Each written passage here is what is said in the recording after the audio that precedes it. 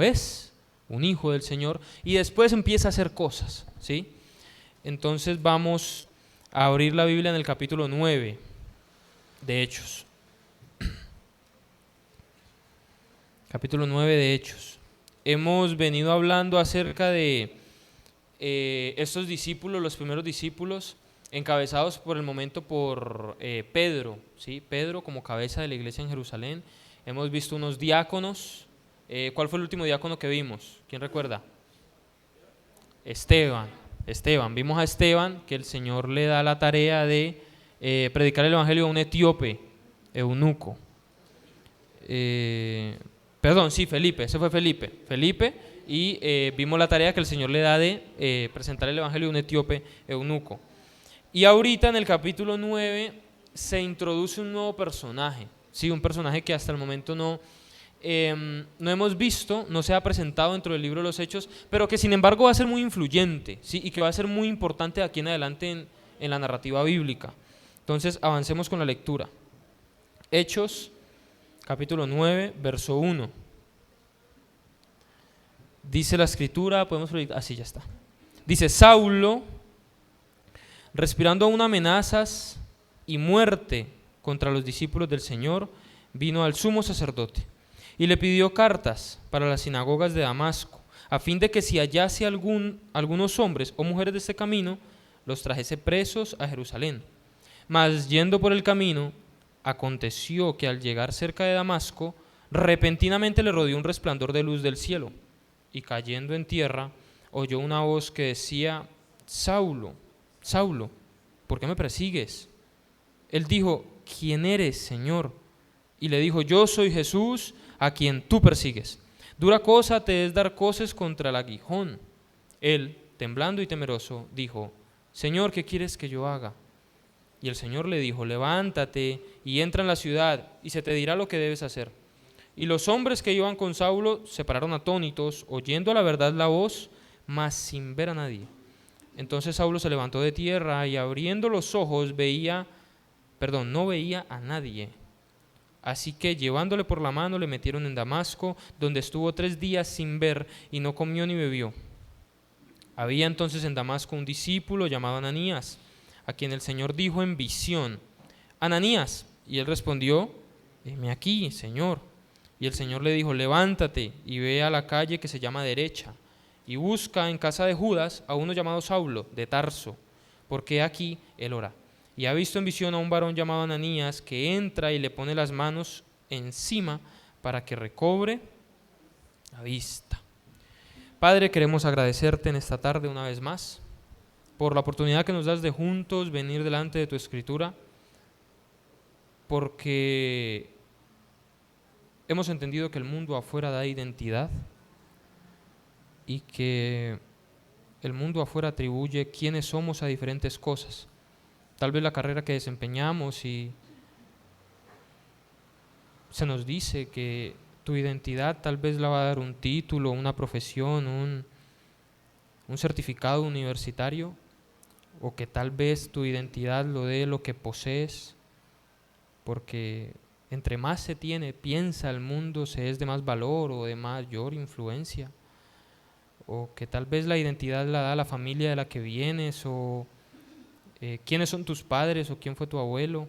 Hay muchas cosas que se están vendiendo allá afuera, muchos pensamientos que llegan a nuestra mente, y nosotros queremos ir a tu palabra para saber cuál es nuestra identidad. Queremos ir a la fuente correcta para entender quiénes somos como tus hijos, como tu iglesia, como congregación, como testigos, como discípulos, para entender entonces cómo deberíamos caminar.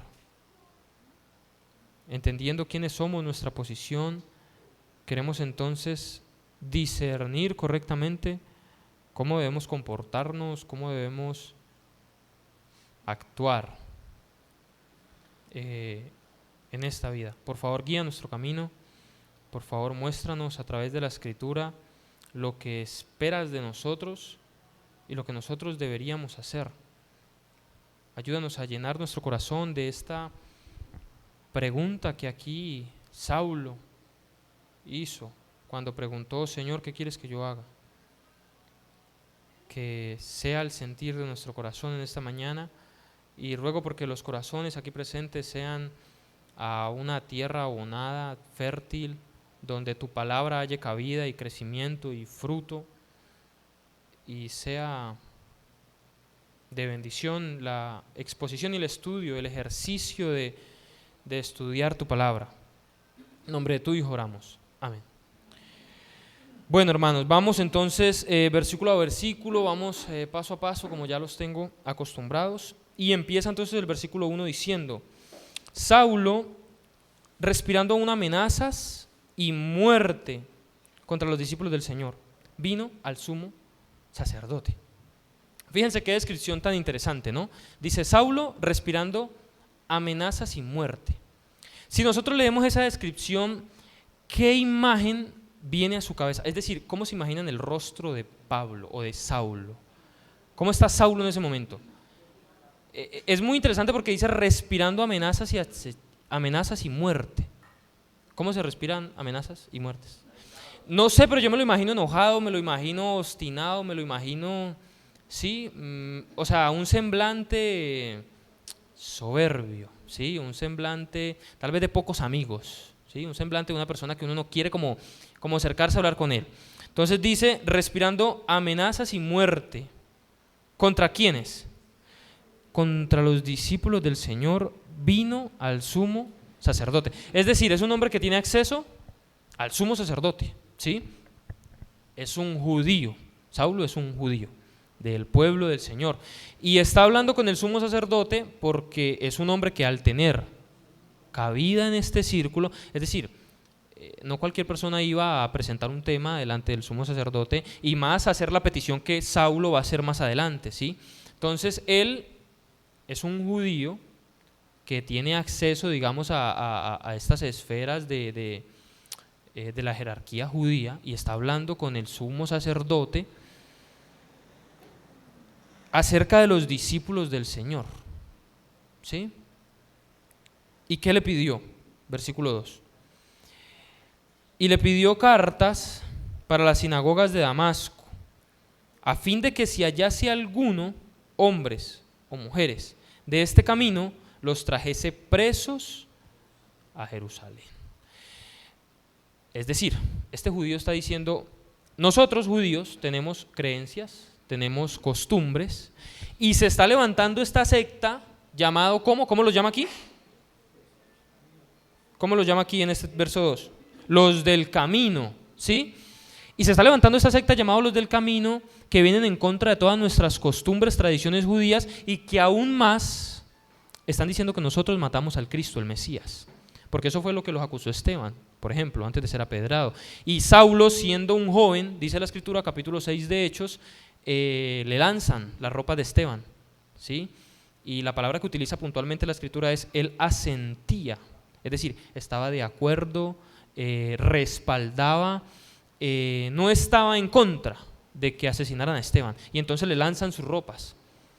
Y este hombre está diciendo, se está levantando una secta que va en contra de nosotros como judíos, como tradición, como lo que tenemos, nos acusan de asesinar al Mesías, necesito cartas, es decir, necesito autoridad, permiso, ¿para qué?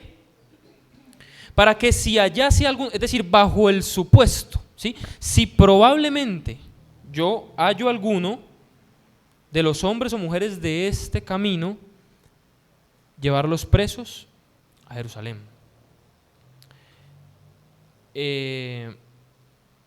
Por si de pronto, mientras él iba por el camino, se encontraba un hombre o una mujer de este camino, llevarlo preso.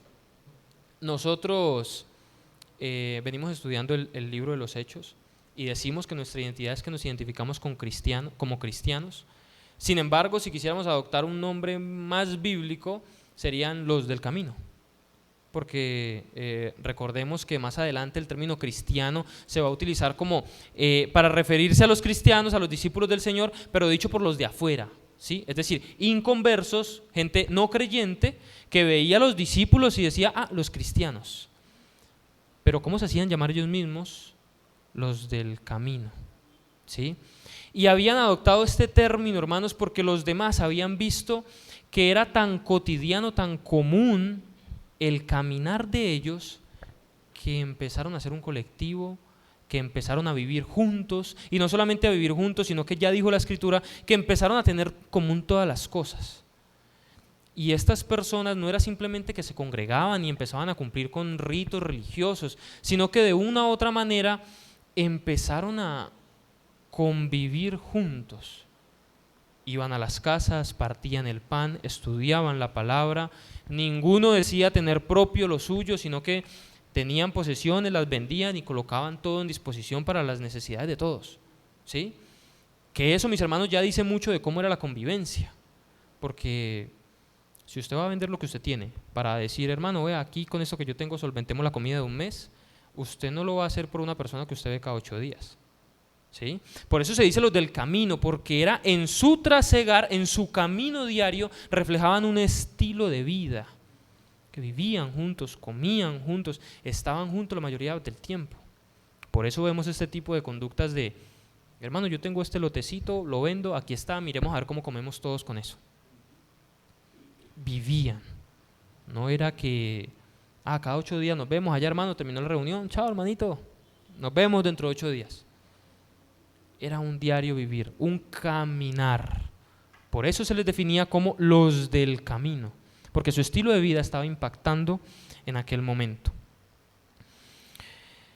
Y entonces, ¿qué pasó con Saulo? Verso 3.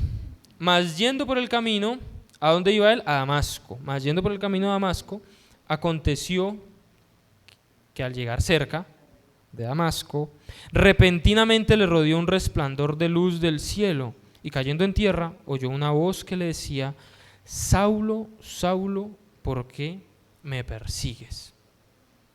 Fíjense qué interesante en el objetivo que lleva Pablo. Es decir, Saulo está pensando en ir ¿a qué? Que él emprendió ese viaje ¿para qué? ¿Qué está haciendo? Está buscando personas de este camino, ¿cierto? Para llevarlos presos, o si es posible, esta gente hay que aniquilarla, ¿sí? ¿Y qué pasa por el camino? Se encuentra una voz, la voz le dice, ¿por qué me persigues? ¿Él a quién estaba persiguiendo? ¿O a quién pensaba él que perseguía?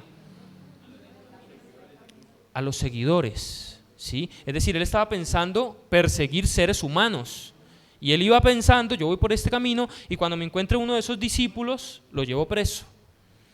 Y miren lo que le dice la voz, ¿por qué me persigues? Y él cae en tierra. Una voz que inmediatamente él reconoce viene del cielo. Ahora, esto es un suceso que para nosotros es muy extraño, ¿sí? Porque no estamos acostumbrados y Dios no habla en estos días de esa forma, ¿sí? Es decir, si el día de hoy uno de nosotros escucha una voz del cielo, yo particularmente dudaría mucho que venga de parte del Señor y colocaría muchos tropiezos, ¿sí? Porque entendemos que la palabra del Señor está completa y el Señor no habla hoy en día de esa forma. Pero para un judío eso no era tan extraño. Y en este momento en el que el Señor está hablando, no era tan extraño, ¿sí? Es decir, para Pablo como judío de la tribu de Benjamín, no era tan raro que el Señor hablara del cielo, o que el Señor hablara a través de ángeles, o que hablara a través de zarzas, o que hablara a través de... Era el trato que el Señor tenía para ese momento, ¿sí? Y el Señor había hablado de forma puntual, de forma clara muchas veces. Con Moisés dijo, voy a hablar con él cara a cara, sin intermediario. Los profetas sí, van a soñar, van a ver visiones, pero con Moisés cara a cara voy a hablar.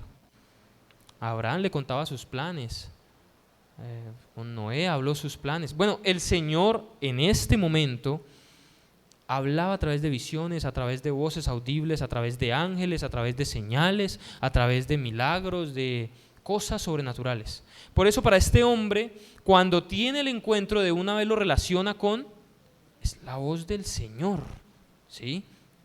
Claro, él llega a esa conclusión de una. Tal vez para nosotros no hubiera sido tan claro por lo que digo, el momento en el que estamos y porque ya el Señor no habla de esta manera. Pero para Pablo es muy claro, tanto así, como prueba de que es muy claro para él, miren lo que él dice. La voz le dice, Saulo, Saulo, ¿por qué me persigues? ¿Y qué dice él? Verso 5. Él dijo, ¿quién eres? Señor. Él reconoce inmediatamente que esta voz viene de su Señor, es alguien superior, viene de lo alto. Y le dijo: yo soy Jesús a quien tú persigues. Dura cosa te es dar coces contra el aguijón. Miren cómo el Señor cambia la perspectiva que tenía Pablo. ¿Por qué? Porque Saulo aquí va pensando en: yo estoy persiguiendo personas, estoy persiguiendo seres humanos. Es una secta que se está levantando en contra del judaísmo, y se le aparece una voz y le dice: no, al que usted persigue es a Jesús. Y miren la respuesta de él: yo soy Jesús a quien tú persigues, dura cosa te es dar coces contra el aguijón. Esa frase que utiliza allí es un proverbio de la época, dar coces contra el aguijón, y hacía referencia a cuando necesitaban, digamos, hacer algún trabajo con las bestias en el campo. Entonces le colocaban coces, es decir, como un chuzo, un punzón, ¿sí?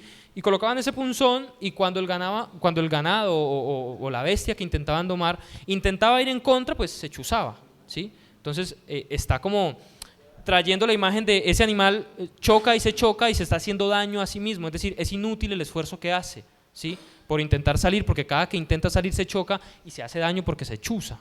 Entonces le está diciendo como eso, como es inútil lo que estás haciendo, tu esfuerzo, ¿por qué haces eso? Dura cosa te es dar coces contra el aguijón.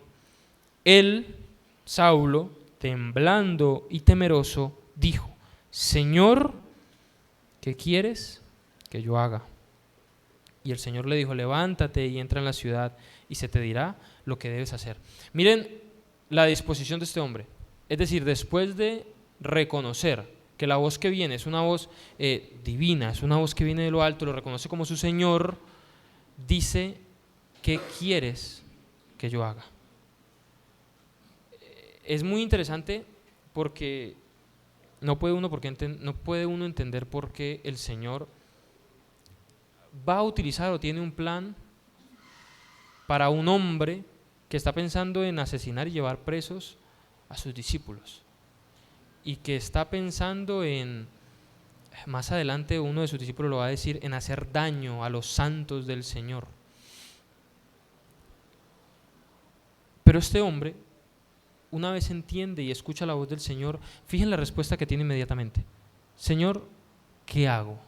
¿Qué quieres que yo haga? Es decir, tenía mucha vehemencia, mucho ahínco. Recuerden la cara del principio, estaba respirando amenazas y muerte, y tenía mucho fervor en ir a aprisionar gente y matarla. Ahora, con ese mismo fervor, está diciendo: Señor, ¿qué hago? ¿Qué debo hacer? Y la respuesta del Señor es: entra en la ciudad y se te dirá lo que debes hacer. Y los hombres que iban junto a Saulo se pararon atónitos, oyendo a la verdad la voz, mas sin ver a nadie. Entonces Saulo se levantó de tierra y, abriendo los ojos, no veía a nadie. Es decir, quedó ciego. Fíjense qué interesante este castigo del Señor. ¿Qué estaba haciendo Saulo? ¿Cuál era su objetivo? Perseguir discípulos. ¿Qué necesitaba para buscar estos discípulos? Si usted está buscando discípulos, ¿qué necesita? Necesita verlos, ¿cierto? Necesita observar. Qué interesante que el Señor lo deja ciego, ¿sí? Y lo entra a la ciudad donde habían discípulos, ¿sí? Pero para entrar primero necesitaba quitarle la vista. Y entonces dice que abriendo los ojos Saulo no vio nada, así que lo ayudaron llevándolo de la mano y lo metieron en Damasco, donde estuvo 3 días sin ver, y aparte de eso lo acompañó de un ayuno, porque dice: no comió ni bebió.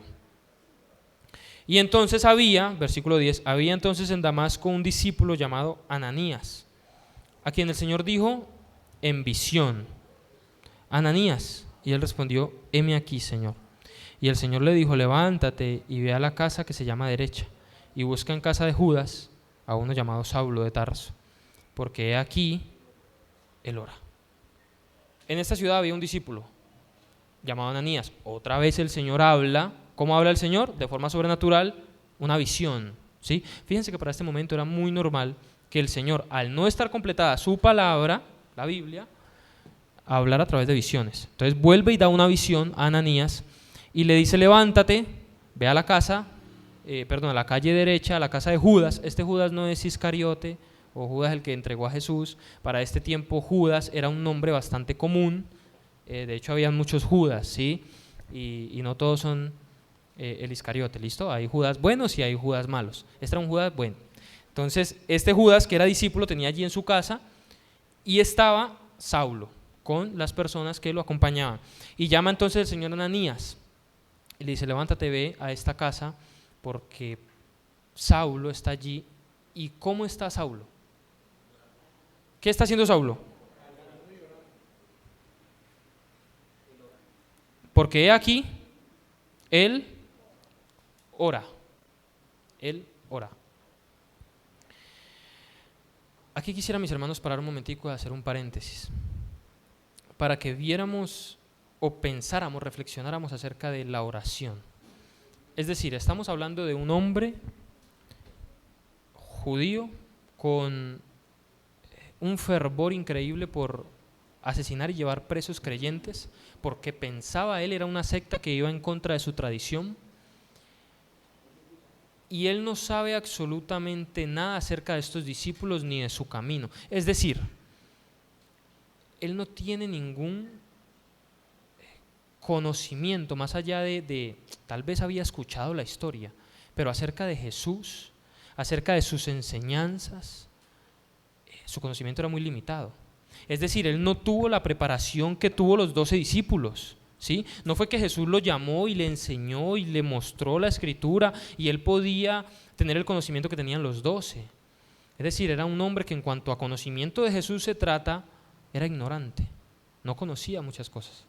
De hecho, hasta este punto no conocía nada, ¿sí? Más adelante el Señor va a tratar con él y va a ser de muchísima bendición, pero en este punto él conocía acerca de la ley, de los judíos, de la tradición, pero ¿quiénes son estos y por qué tienen la verdad y por qué dicen que el Mesías murió y por qué hace algunos días uno de ellos nos echó la culpa de que Cristo nosotros lo matamos? Y bueno, él no tenía ese conocimiento. Él no recibió la preparación que los 12 reciben. Y este hombre, al no saber, al no tener ese conocimiento, ¿qué sí sabía? Orar. ¿Y qué estaba haciendo? Oraba. Hermanos, usted y yo podemos no tener mucho conocimiento respecto a muchas cosas, ¿sí? Usted y yo no podemos, o bueno, a veces podemos no saber qué dirección tomar. Aquí está este hombre, no tenía conocimiento, no sabía por qué le estaba pasando lo que le pasaba, pero estaba orando. Porque la dirección, hermanos, de qué debemos hacer, la dirección de qué decisiones tomar o qué está pensando el Señor en cuanto a su voluntad, podemos orar para obtenerla. Y quisiera pensar en eso porque meditando en por qué oramos, hermanos, ¿sí? Él no tenía conocimiento en este momento, pero necesitaba saber la voluntad del Señor. ¿Y qué estaba haciendo? Orando. Estaba orando, ¿sí? Cuando muchas veces no tenemos preparación o no sabemos, hermanos, un tema en específico, la herramienta que el Señor ha dado para dar su guía, para mostrar su voluntad, es la oración. Por eso oramos, porque necesitamos saber cómo conducirnos, necesitamos saber qué en específico quiere mostrarme el Señor con esto que estoy pasando en mi vida, ¿sí? Fíjense que él no se escuda en su conocimiento, no recurre a su conocimiento, sino que está orando. Porque aquí él ora y ha visto en visión, es decir, Ananías tuvo una visión y Saulo también tuvo una visión, el Señor se lo confirma a los dos, a un varón llamado Ananías que entra y le pone las manos encima para que recobre la vista. Entonces Ananías respondió: Señor, he oído muchas cosas acerca de este hombre. ¿Cuántos males ha hecho tus santos en Jerusalén? Y aún aquí tiene autoridad de los principales sacerdotes para prender a los que invocan tu nombre. Fíjense la respuesta de Ananías, ¿no? Es decir, Señor, yo he escuchado acerca de un Saulo, pero ese man ha causado mucho daño, ¿sí? Y eso no hace sino asesinar santos y llevar presos. ¿Estamos hablando del mismo Saulo? ¿Y el Señor qué le dice? Ve, porque instrumento escogido me es este, para llevar para llevar mi nombre en presencia de los gentiles, de reyes y de los hijos de Israel. Porque yo le mostraré cuánta riqueza ganará por mi nombre. ¿Qué dice? Porque yo le mostraré cómo le va a ir de bien. Porque yo le mostraré cuánto le es necesario padecer. Es decir, ¿lo está invitando a qué? A sufrir, a padecer. La invitación no es, ve, yo le mostraré qué tan bueno se vive conmigo. Ve y ponle la mano porque yo le mostraré cómo prospera cuando crea en mí. Ve, porque instrumento escogido me es este, para predicar el evangelio a reyes. Y me llama mucho la atención que él lo escoja para el ministerio de predicarle a reyes, porque era un hombre que tenía mucho conocimiento. Es decir, en cuanto a la ley judía entendía mucho, tanto que podía, digamos, delante de reyes llegar a convencer, ¿sí? Y el Señor lo separa y le dice a Ananías, ve, porque yo le mostraré cuánto le es necesario padecer por mi nombre. Una vez más, hermano, el llamado que hace Jesús o que Dios nos hace a nosotros como siervos del Señor no es a estar de victoria en victoria ni prosperando y haciendo prosperar, ¿sí? Esto no es un pare de sufrir, ni la invitación al Evangelio de Dios es como una invitación a una pirámide en la que usted deposita dinero y el Señor le devuelve el doble. Y entonces usted viene aquí y da 500,000 y claro, el Señor me va a devolver 1,000,000. No, hermanos. Dios no es así. Dios no es un cajero automático. Dios no es una pirámide de estas que anda por ahí. Dios no es una inyección contra el dolor o contra la tristeza que hay en la vida. Fíjense que aquí está separando a uno de sus siervos, le hace un llamado específico y el llamado es a padecer en su nombre. Y aquí, mis hermanos, quisiera que dejáramos un punto claro. El Señor tiene un llamado especial para con Pablo, es decir, específicamente está llamando a Pablo y utiliza a Ananías para que vaya y confirme esta voluntad y lo está llamando para predicar. Dice aquí, yo lo necesito, es un instrumento para predicar en presencia de gentiles, reyes y hijos de Israel. Pasó así con Pablo. Muchos creyentes tenemos problemas con este tema del llamado. Y pensamos que es como que, hermano, es que yo no me involucro en la congregación porque es que yo no he sido llamado, o yo no tengo ese llamado, o yo no sé cuál es mi llamado, ¿sí? Y se habla mucho acerca de eso y creo que es una idea que ha hallado cabida en nuestra mente.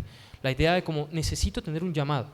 Porque mire, el Señor llamó a Pablo, entonces pues yo estoy esperando que, no sé, que el Señor me dé alguna señal, una voz, lo que sea. Hermanos, si usted es iglesia, usted es llamado. De hecho, es muy interesante ver que la misma palabra iglesia, su misma palabra involucra llamados afuera. Es decir, son santificados, el Señor los llama afuera, porque los sacó afuera del sistema del mundo, porque los sacó afuera de la esclavitud. Entonces, si usted es iglesia, ya usted es llamado. Claro, el Señor tiene planes específicos y lo que estamos viendo aquí, permítanme una vez más lo resalto, lo he dicho ya muchas veces, es una narración, eso es un relato narrativo que nos cuenta la experiencia en particular de un hombre, pero no la regla general para todos nosotros. Es decir, no todos nosotros conocimos al Señor con un resplandor del cielo, ¿sí? Y no podemos entonces a base de esto predicar que todo el que creyó tiene que primero quedar ciego, ¿sí? Y entonces cree, queda ciego y después otro hermano viene, le impone la mano y recibe el Espíritu Santo. Hermano, es una historia particular que ocurrió con este hombre y este hombre tenía un llamado particular. No es excusa para que nosotros digamos, yo estoy esperando que el Señor me llame. Si usted es iglesia, el Señor ya lo llamó. Si usted es iglesia, ya usted está llamado fuera. Ya usted ha sido rescatado de la esclavitud a la libertad que da Cristo, de la condenación eterna a la salvación eterna. Ya usted tiene un llamado a santidad, un llamado a vivir en obediencia, un llamado a testificar, todos tienen ese llamado. Fíjense que Jesús Claro, Él llamó a 12, otra vez, hay personas que el Señor le da llamados particulares, ¿sí? Y el Señor elige a 12 y los tiene andando con Él. Pero cuando otras personas querían involucrarse, el Señor nunca decía, no, usted no es de mis llamados, usted no es de los míos. Hasta un endemoniado una vez, después de que Jesús lo sanó y lo sacó de sus demonios, él dijo, Señor, permíteme seguirte, yo quiero irme contigo. ¿Y qué le dijo Jesús? Quédese aquí y vaya y evangelice a los suyos y cuéntele las cosas que Dios ha hecho. Y el Señor decía, vaya, cuenten las maravillas de Dios. Él no decía, no, usted no puede testificar porque es que usted, yo no lo llamaba a eso. Hermanos, todos hemos sido llamados. No esperemos alguna cosa sobrenatural o alguna voz o alguna visión o algún sueño. Usted ha sido llamado. Si usted es iglesia, es llamado. Continuemos, porque yo le mostraré cuánto le es necesario padecer por mi nombre. Fue entonces Ananías y entró a la casa y poniendo sobre él las manos dijo, hermano Saulo, el Señor Jesús, que se te apareció en el camino por donde venías, me ha enviado para que recibas la vista y seas lleno del Espíritu Santo. Y al momento le cayeron del ojo como escamas y recibió al instante la vista y levantándose fue bautizado. Y habiendo tomado alimento, recobró fuerzas y estuvo Saulo por algunos días con los discípulos que estaban en Damasco. Y miren lo que hacía, verso 20. Enseguida predicaba a Cristo en las sinagogas, diciendo que éste era el Hijo de Dios. Es decir, llega Ananías, le coloca las manos, él recibe el Espíritu Santo. Nuevamente, ese orden no es nada dogmático, ¿sí? No quiere decir que es el orden en el que uno recibe el Espíritu Santo, ¿sí? Y dice que Ananías le impone las manos, es lleno del Espíritu Santo y al momento le cayeron de los ojos como escamas, recobra la vista, se levanta, lo bautizan como testimonio público de la decisión que ya había tomado y está con los discípulos algún tiempo, ¿sí? Nuevamente quiero resaltar aquí el orden. Saulo lo primero que hace es tener un encuentro con el Señor. Señor, ¿qué quieres que yo haga? Entra a la ciudad, empieza a orar pidiendo dirección. El Señor lleva a Ananías, cree, porque fíjense que ya cuando llega Ananías, ¿cómo le dice a Ananías? ¿Cómo lo saluda a Ananías? Hermano Saulo, ¿sí? Y después de que es bautizado, ahora sí empieza a hacer. Fíjense el orden. El primero se vuelve parte de la iglesia, primero es iglesia y ya después él empieza a convivir con los discípulos, empieza a tener discipulado, llamamos, empieza a compartir vida con ellos y empieza a predicar en las sinagogas. Y todos los que lo oían estaban atónitos y decían, ¿no es este el que asolaba Jerusalén a los que invocaban este nombre? Y a eso vino acá para llevarlos presos ante los principales sacerdotes. Pero Saulo mucho más se esforzaba y confundía a los judíos que moraban en Damasco, demostrando que Jesús era el Cristo. Fíjense qué interesante esa palabra, esa última palabra que utiliza allí, versículo 22, demostrando que Jesús era el Cristo. ¿Qué significa demostrando? ¿Qué es demostrando? Comprobando. ¿Qué más? Testificando, argumentando, dejando en evidencia que Jesús es el Cristo. Es decir, ¿a dónde los quiero llevar? ¿Qué está utilizando Pablo para mostrar que Jesús es el Cristo? Está evidenciando, está demostrando, está utilizando argumentos, ¿sí? ¿A dónde voy con esto? Él no llegó y dijo, hermanos, lo que pasa es que yo iba por este camino y me sobrevino una luz del Señor y el Señor habló a mi vida y estoy aquí delante de ustedes y Jesús es el Cristo porque miren que yo estaba ciego y unas escamas se me cayeron y me pusieron la mano y el Señor tenía planes para conmigo. Él no echa mano de sus experiencias. Lo que Él utiliza para convencer y demostrar que Jesús es el Cristo no es lo que le pasó. ¿Sí? Él no está llegando ahí a decir, no, es que Jesús es el Cristo porque miren cuánto poder tiene, miren que yo tenía una luz y me vino una luz y me hizo caer del caballo. Y Él no está hablando de sus experiencias. Él está utilizando la palabra del Señor para demostrar que Jesús es el Hijo de Dios. ¿Sí?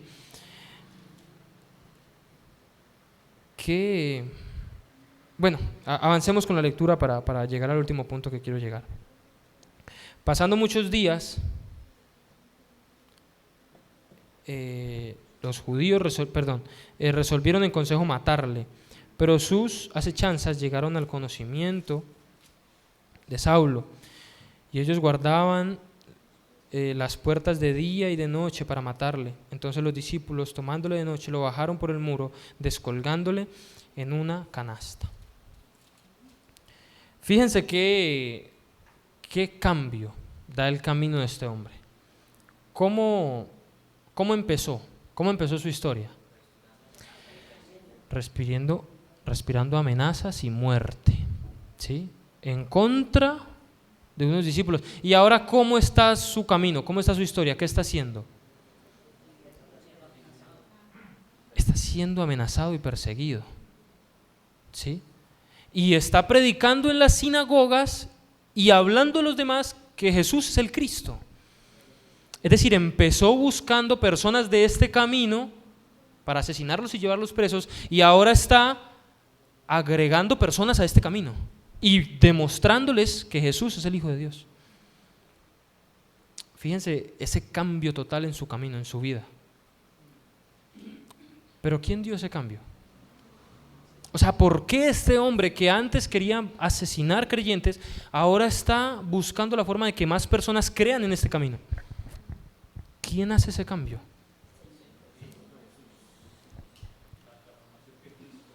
Después de tener el encuentro con Cristo Jesús. Hermanos, los cambios que tenemos en nuestra vida deben estar siendo motivados por Cristo Jesús. Y yo quiero que empecemos a hacer la siguiente reflexión, teniendo en mente ya todo lo que hemos leído. ¿Cuál, hermanos, es nuestro camino? Pablo tenía un camino, ¿sí? Y él tenía un objetivo trazado. Yo voy a llevar preso y asesinar estos discípulos que van en contra de lo que yo considero mi tradición. Ese era su proyecto, era su objetivo, era su camino. ¿Cuál es nuestro camino? ¿Cuál es su objetivo? ¿Cuál es su meta? ¿Qué aspira usted a lograr? ¿A dónde quiere llegar usted? ¿Por qué camino está andando? No sé, y cada uno de nosotros debe responderse esa pregunta. No sé usted qué quiere obtener, no sé usted a dónde quiere llegar, pero el camino, mis hermanos, por el que debemos andar y el camino por el que nosotros debemos conducirnos, debe establecerlo Cristo Jesús. Hacemos planes, planteamos objetivos, pero estamos llevando nuestro camino delante de Dios. Porque es Dios el que cambia el camino de este hombre. Es decir, él tenía un plan, yo voy por aquí. ¿Y qué dijo el Señor? No, Señor. El plan que yo tengo para usted no es ese. El plan que yo tengo para usted es que usted sea testigo a judíos, a gentiles y a reyes. Pero yo quería ser un grande de la sinagoga, yo quería ser un gran judío. Pues no, ese no es el plan que tengo para usted. Ese no es el propósito. Hermanos, ¿no será que a veces estamos dando coces contra el aguijón? Y como el ganado, estamos chocándonos contra algo que nos hace daño. Y planteamos un camino y es que lo que yo quiero es esto. ¿Y Dios quiere eso?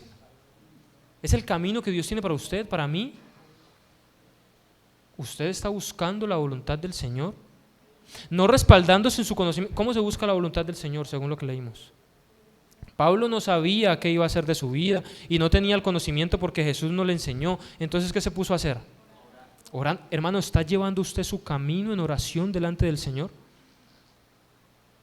tengo metas, objetivos, trazo mi vida de una manera, pero ¿es el camino por el que Dios quiere que ande? ¿O estoy yendo en contra de su voluntad? Y estoy dando cosas, es decir, me estoy lastimando en un esfuerzo por hacer lo que yo quiero y no lo que el Señor quiere que yo haga.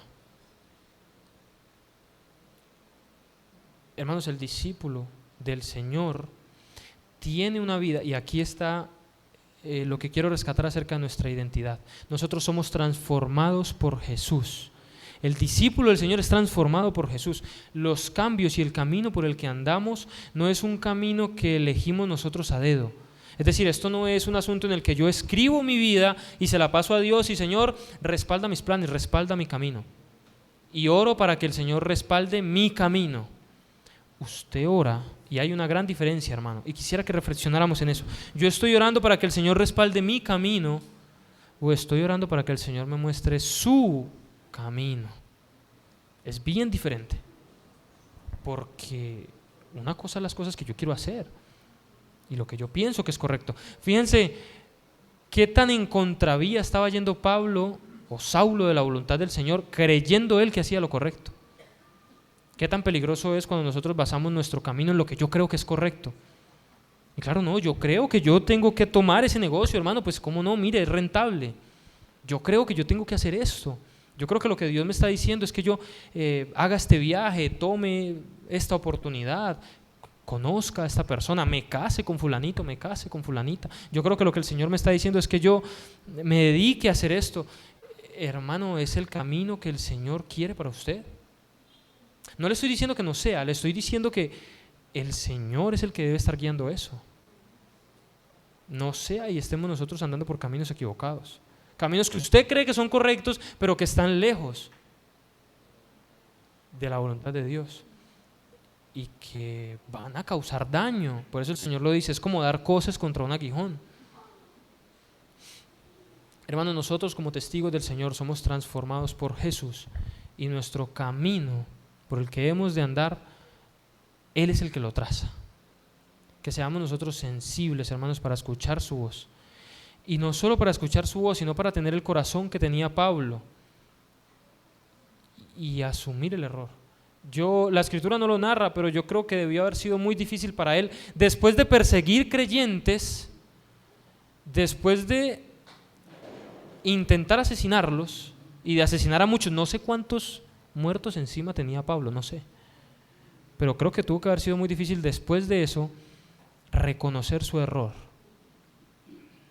Se requiere humildad, hermanos, sencillez de corazón para decir, hermanos, estaba equivocado.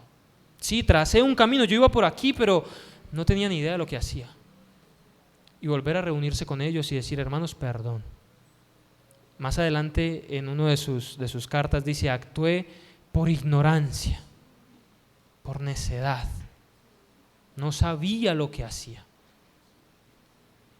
Hermanos, muchas veces conducimos nuestros planes actuando por ignorancia, sin saber lo que hacemos. Y tal vez lo que el Señor nos está pidiendo hacer está bien lejos de eso. Y necesitamos tener un corazón humilde para decir, Señor, estoy equivocado. De mi vida, quita aquello que he construido yo con mis fuerzas, yo queriendo buscar lo que yo pienso que es lo mejor para mí. Y empecemos a construir algo en tu camino. ¿Por dónde debo andar? Señor, ¿qué quieres que yo haga? Padre, queremos reconocer que esta es una lección que llega a nuestro corazón. Queremos reconocer que muchas veces nosotros pretendemos ser sabios y nosotros pensamos saber qué es lo mejor para nuestras vidas y nosotros pensamos saber qué es lo que nos conviene y pensamos saber qué es lo bueno y Padre, trazamos caminos, pero muchas veces tu consejo está lejos de eso y muchas veces tú no lo estás direccionando. Padre, no queremos ir en contra de tu voluntad. Más bien queremos presentar nuestros planes, nuestras aspiraciones nuestros objetivos. Y este año hemos estado pensando mucho en eso, en cuáles son nuestros objetivos y nuestras motivaciones. Esos objetivos los ponemos delante de ti. Examina nuestro corazón, examina nuestros planes, examina nuestros objetivos y ve si hay en ellos necedad, ignorancia, falta de consejo de tu parte. Y ve si tal vez en nuestros planes hay algo de vanagloria por intentar nosotros obtener cosas que queremos o llegar a posiciones que queremos alcanzar. Ahí están nuestros planes, Padre, tú los conoces, nuestro corazón no te puede ocultar nada. El ejercicio de la oración no es para contarte cosas que tú no sepas. No es para decirte cosas nuevas que tú no has oído. Tú conoces nuestros pensamientos, tú conoces lo que hay en nuestro corazón aún cuando no te lo decimos.